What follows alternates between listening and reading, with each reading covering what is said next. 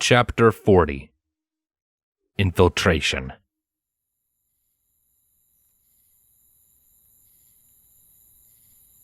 For the next several hours, the city of Newcanter rejoiced and enjoyed the final day of the festival. Ponies stepped out of their homes to play simple games with their foals, earn seasonal prizes, eat food so bad for them that it would make even the most covetous of gluttonous snakes blush, and overall throw caution and responsibility to the wind. A day and a night of revelry and indulgence, unsullied by violence, tension, or aggression. And then the sun went down. Those ponies who lived on the thoroughfare that stood outside the outermost gates of the great castle that presided over the city would find themselves bearing witness to a sudden and inexplicable movement of troops. The gates opened up, and a sizable contingent of dragon sentinels and city watch came out. Orders were barked, and soon the force was scattered to the winds. Those with wings took to the sky, while the rest went to search the streets. It was unannounced and unexpected. But the civilian population knew better than to question or intervene. They ushered themselves away in their homes to get their night's rest in, dreading the fact that, come the dawn's light, they would be required to return to their jobs and regular responsibilities. The festival was over, and so too was their reprieve. However, in an alleyway between two of the closest of those homes, two ponies stood in the shadows, hidden behind crates and barrels with their eyes glued firmly on the passing assortment of troops. "We're taking a big risk here, Lens," Scarlet whispered quietly, glancing at the stallion in front of her with a grim frown. "Waiting this long to make our move?" "Silent's word has so far proven to be honest," Lens countered, adjusting his glasses without taking his eyes off the passing soldiers. "If he told you he had no intention of killing her, then all we can do is hope that he was being honest about that as well. And seeing as he escorted her away from these two ponies I found in the alleys." Scarlet nodded quietly, her brow furrowing in thought as she returned her attention to the small army of soldiers. She leaned further back behind cover as one of the sentinels came dangerously close to the entrance of the alley. Thankfully, their draconic-themed helmet blocked some of their peripheral vision, and Scarlet and Lens went blissfully unnoticed. Their plan was simple, compared to some ideas that Scarlet may have come up with. Silent Edge had warned that if they failed to turn themselves in by nightfall, he would come for them in force. What better distraction could they ask for? All of those troops would be expecting Scarlet and Lens to be out there in the streets, not slipping in as they stormed out. Of course, once they were inside, there was going to be a lot more improvisation. Neither of them had ever been inside the castle before, and as such, had next to no idea of its layout or interior defenses. It was just as likely that they'd make it 5 steps in before being skewered by some unseen trap, or spotted by a cleverly hidden sentry. But nevertheless, they had to try. Whatever animosity Scarlet held for the changeling filly, she couldn't let this be her fate. A tiny smile tugged at the corner of Scarlet's lips as, for a brief moment, she found herself contemplating just how far she must have fallen in the eyes of new equestrian law. How many counts of murder had she racked up in slaughtering so many of Silent's Nightblades? How severe would the count of treason be against her from when she first opposed him? What about the property damage in Shimmervale from her artillery blast? And now she was breaking and entering into the castle of the capital of the whole country to rescue what was, in the eyes of the nation at large, a demon. "If they could lop my head off 3 times, I imagine they would," she mused absently before tearing her mind away from such things. She focused forward, watching as the crowd steadily began to thin out. Her ears perked up, and she could hear a voice calling to close the gates. "Now's our chance," Lens hissed, darting over and draping a foreleg over Scarlet's shoulders. "Do it!" Scarlet screwed her eyes shut and focused. Reaching out with her magic, she could feel the narrow gap in the dome-shaped field that protected Newcanter Castle from outside spells. It was shrinking by the second, but she had more than enough time to worm her way in. Her horn lit up with energy, and with a quick burst of power, she and Lens vanished from the alley in a burst of light. They emerged under and behind a tree in the courtyard that sat right by the wall on the inside, and the sound of the gates closing reaching their ears mere moments later. Scarlet held her breath and looked around to assess the situation and whether or not their arrival had been perceived. Luckily, their presence went unnoticed. The courtyard was a sizable affair. The grounds made up of finely paved stone with a dirt training ring set off to one side, where ponies in the city watch would either practice their sword play or engage in one-on-one sparring matches. A long line of archers' training targets were arranged behind that ring, along the wall. A path wound through the courtyard for the main entrance to the castle, where 2 lunar guards stood watch. A collection of other doors were placed at varying points along the walls, although where they went was any pony's guess. But they were in the courtyard. That was more than Scarlet had initially been expecting of them. Now, to go the rest of the way. Where next? Scarlet asked in a low whisper, keeping her head down and her eyes focused up at the walls. More lunar guards patrolled up high, although their eyes were mercifully focused on the outside. We can't draw the attention of the guards, Lens replied in an equally hushed voice, squinting around at the courtyard. We need to get inside the castle itself. We're in the open here. I can't risk another teleport, Scarlet pointed out with a stern frown.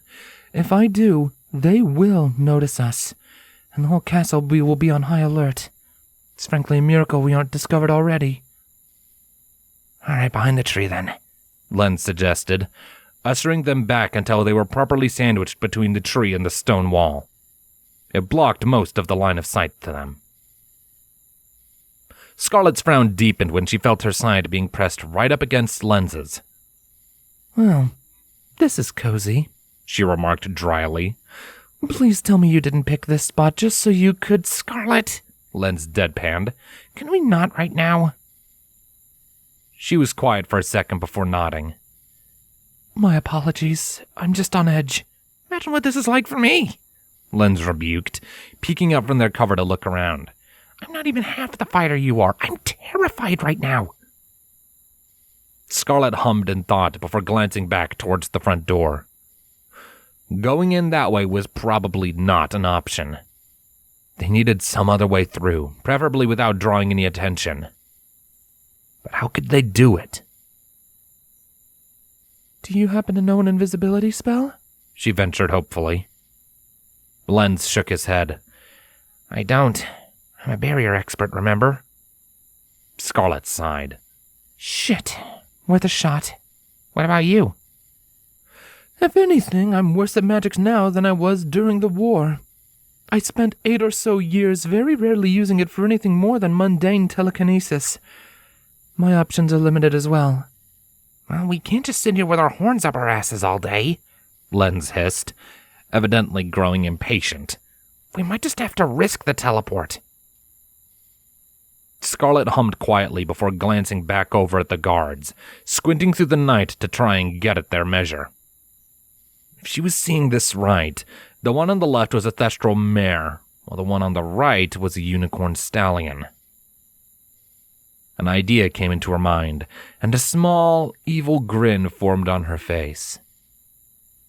Oh. I have an idea, she whispered. What is it?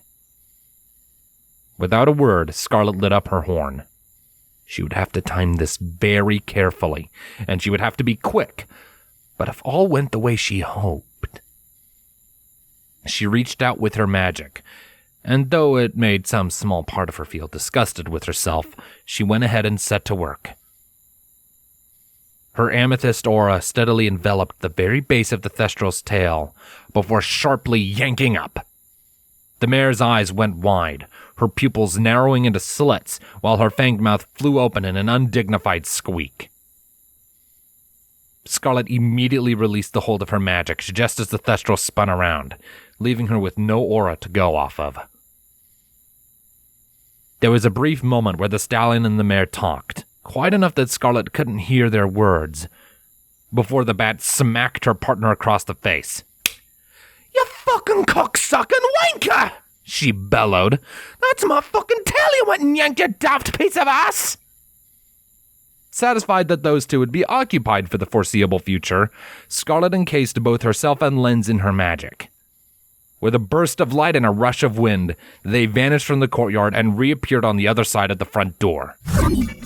The angered, thickly accented shouting of the incensed Thestral was still audible, loud and clear through the heavily reinforced doors. Lens blinked the stars out of his eyes before giving Scarlet a sideways glance. I wasn't expecting that from you, he said awkwardly. How did you know that would work? Scarlet pressed on. "It's a mare thing.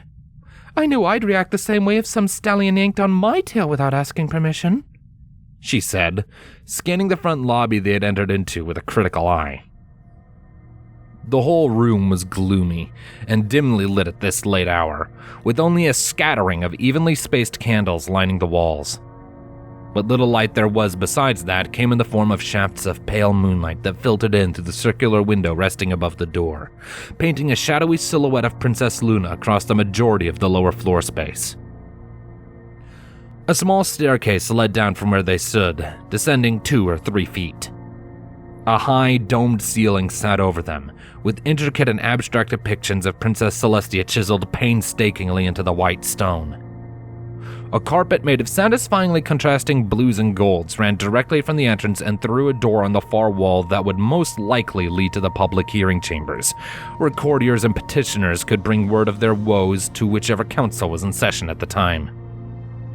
2 archways were set into the walls, one on each side, through which the faint flickering glow of torchlight could be seen. "Well, where do we go from here?" Lens asked after a moment, looking around. "I have no idea," Scarlet replied quietly, making her way carefully down the steps. "We need to find Primrose, and I can only imagine 2 places where she would be right now. The dungeons, or the Nightblade's quarters." "Okay, but how do we find those?" Lens asked after a moment, his brow furrowing. "This castle isn't exactly small." Scarlet hummed and thought. "I'm not sure. We'll just have to look around and hope we find some clues. If worst comes to worst, we can capture a lone guard and beat it out of them," she decided before setting off for the corridor on the left. Lens followed after her with wide eyes. "Beat it out of them? I thought we were trying to avoid raising the alarm." "We are," Scarlet replied with a slow nod. "So that will be our absolute last resort. For now, we explore, and we pray to the 5 that we get lucky."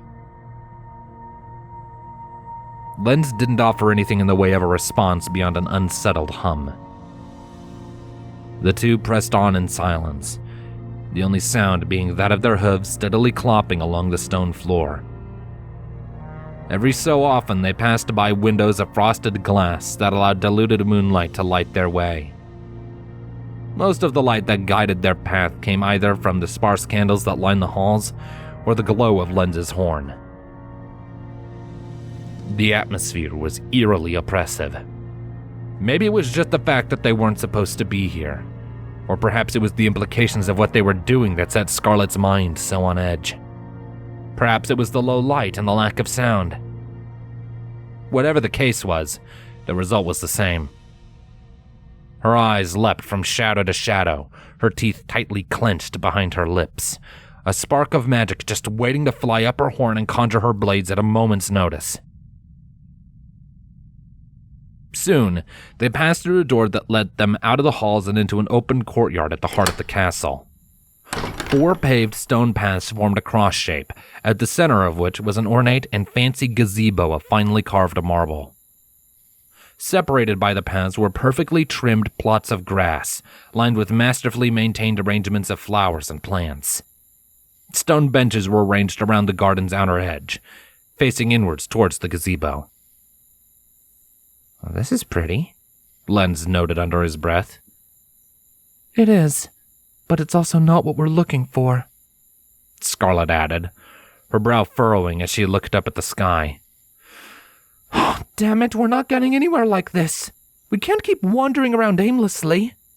We don't exactly have a map, Lens pointed out, his own brow furrowing to match Scarlet's. but I agree. We need a way to speed things along.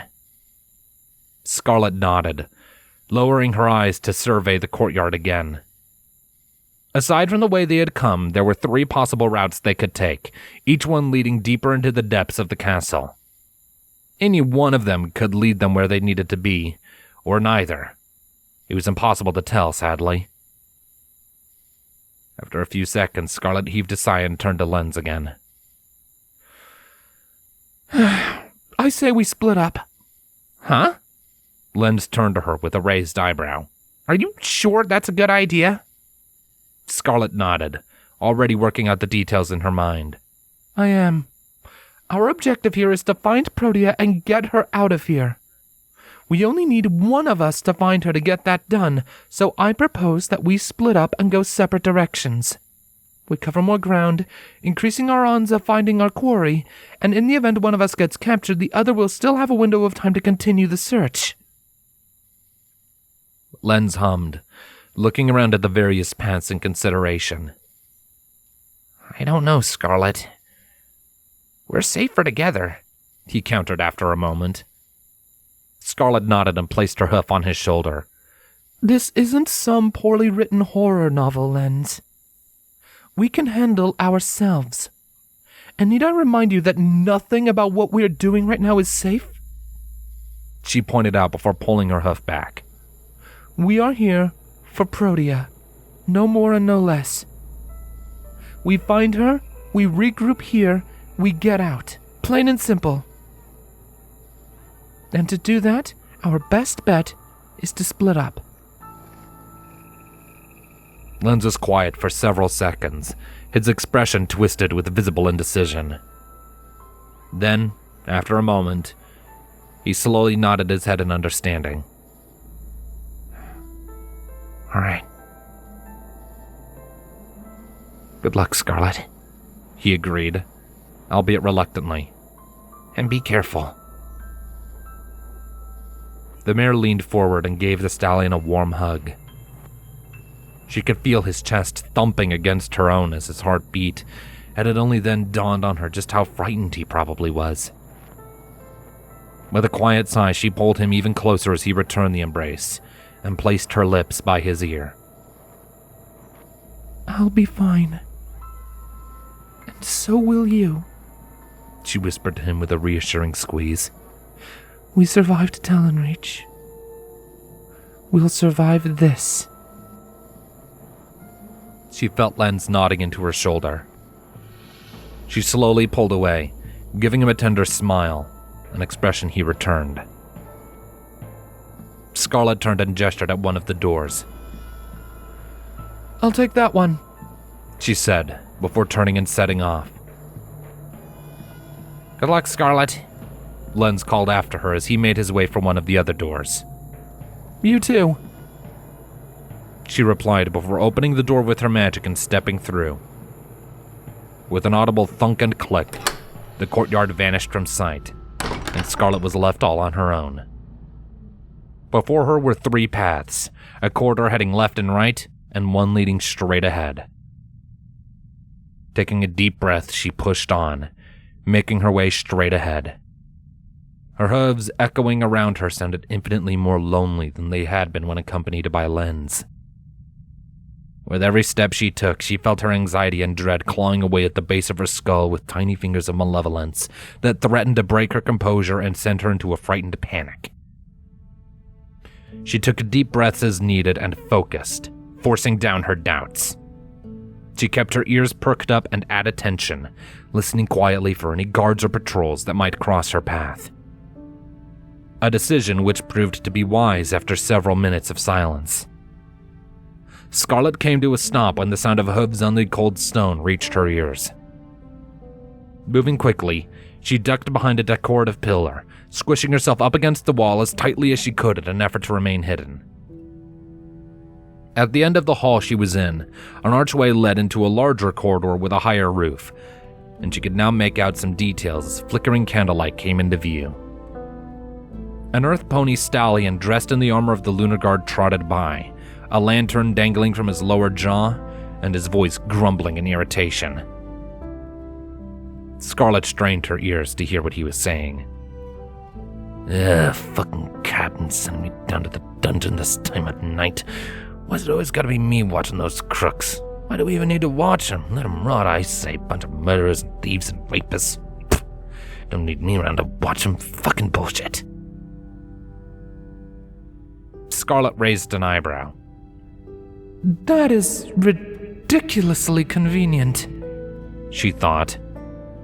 But not one to look a gift horse in the mouth, she silently slunk off after the guard. Is it wrong of me that I hope she isn't there? She thought after a moment, her ears drooping. In truth, she absolutely wished with all of her heart that the nymph was being kept somewhere else. Anything to spare her the trouble of having to talk to Protea alone. With that thought weighing on her mind, Scarlet disappeared around the corner, following her quarry. All she had to do was tail him, and she'd find the dungeons. And if the five were cruel, she would find Protea.